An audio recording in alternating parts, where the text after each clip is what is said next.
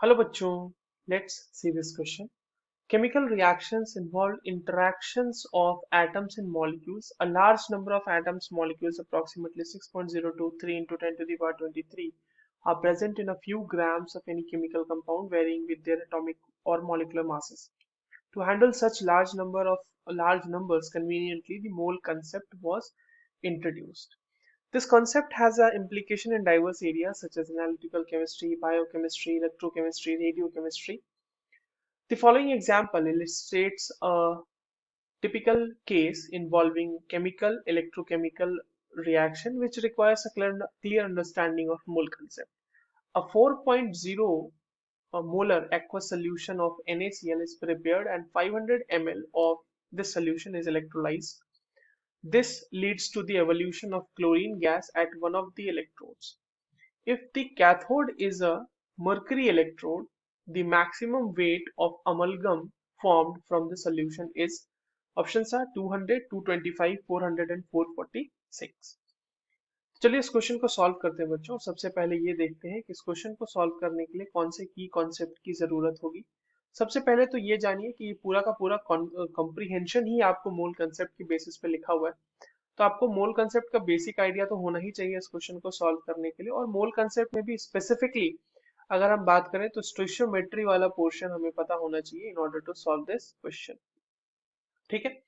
दूसरी चीज हमें ये पता होनी चाहिए कि मोलारिटी अगर हम निकाल रहे हैं किसी का तो वो हो जाएगा number of moles of solute, जितने भी सॉल्यूट के नंबर ऑफ मोल्स होंगे divided by volume of solution in litres.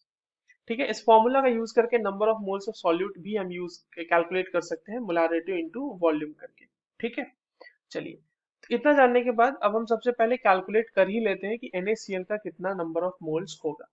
अगर number of moles of NaCl की बात की जाए तो क्योंकि उसका 4 मोलर का कंसेंट्रेशन है और उसका 500 ml लिया गया तो वो कितना हो जाएगा 4.0 इंटू 500 ml।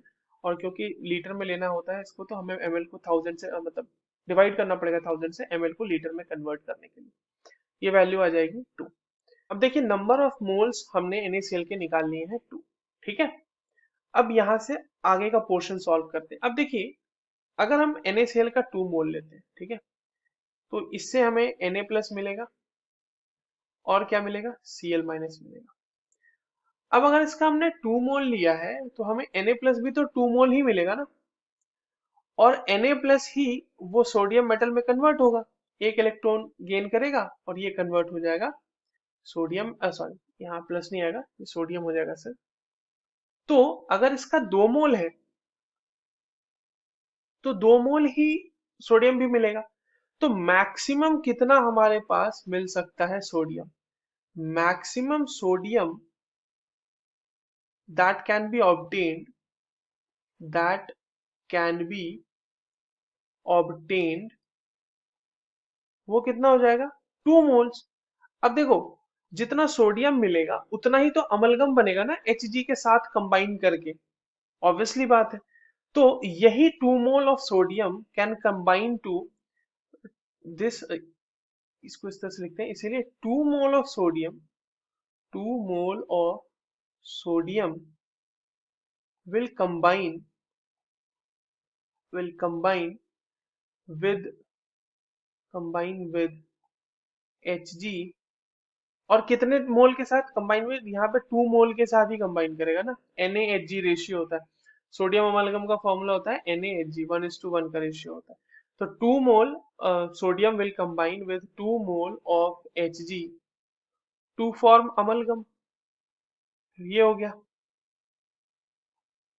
ठीक है, अमलगम फॉर्म करेगा इससे।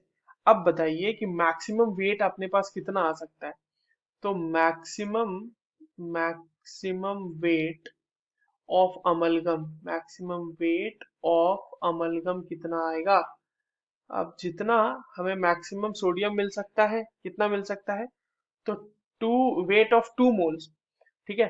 तो 2 इंटू, इसको इस तरह से लिखते रुकिए, वेट ऑफ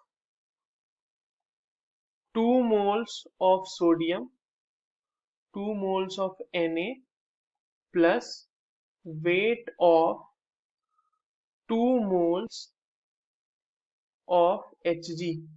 इन दोनों के एटॉमिक मासेस को 2 से मल्टीप्लाई अगर हम कर दें तो ये आ जाएगा हमारा। तो कितना हो जाएगा बच्चों, ये हो जाएगा 2 × 23 प्लस 2 × 200, और ये वैल्यू तो ग्राम में आएगी, तो ये वैल्यू हो जाएगी ग्राम में। ये कितनी आ जाएगी value, 446 gram. This is the maximum weight of amalgam that can be obtained. किस ऑप्शन में दिया हुआ है, option number D. So the correct answer is option number D. I hope you understood this well. All the very best.